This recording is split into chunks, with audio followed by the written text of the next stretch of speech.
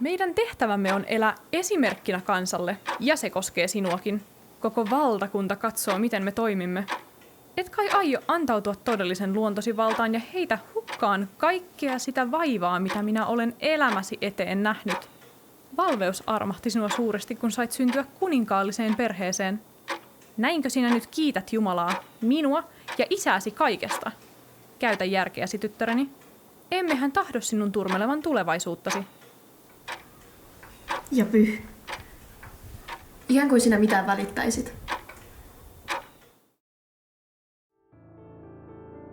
Kiinnostus Manuelia kohtaan kasvaa jatkuvasti Paidorassakin, ja eripura lisääntyy. Kuninkaan käskystä, meidän tehtävämme, on löytää rauhanomaisia keinoja selvittää tilanne, etteivät erimielisyydet aja meitä vielä sisällissotaan. Nykyisenä mestarina en voi sallia tällaisena harhaopin levittämistä valtakunnassamme.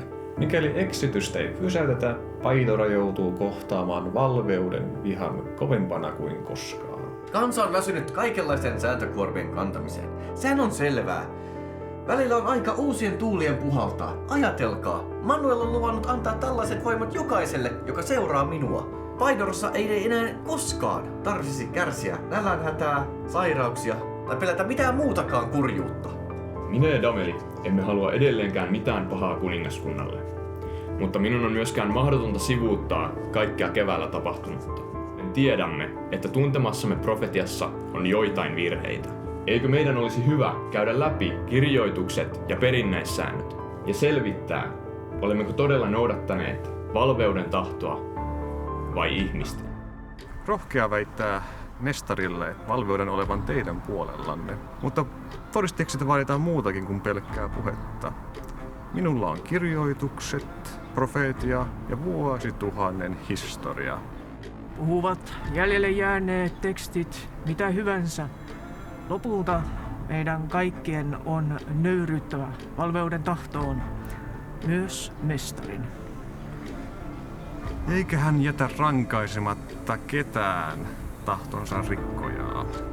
Ihmiset näkevät vain erilaisuuden ja tuomitsevat ja säikähtävät ajattelematta.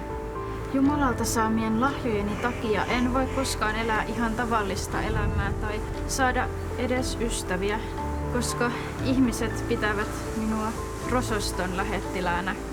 No, siinä tapauksessa sinä voit olla minun ystäväni. Tarkoitatko todella? Et ole kummallisin ihminen, jonka minä tunnen. Sovit ihan hyvin joukon jatkoksi. Oletko tosissasi? Miksen olisi? Olet hyvin ystävällinen. Miksi pistit minut tälle paikalle? En minä pysty näkemään kokonaisuutta kuten Jumala. En tiedä, miten tämä kaikki järjestetään. Et sinä maailmaa järjestäkään. Ei kukaan teistä ole sattumalta omalla paikalla. Mutta onko meissä muka riittävästi? Minun armoni riittää sinulle. Kukaan ei ole niin vähäpätöinen, etteikö hän riittäisi minun käyttöön. Luotat vain, minä en ole unohtanut ketään teistä tämänkään kaaoksen keskellä. Otahan siis viikatteesi ja käy. Minulla on teille tehtävää.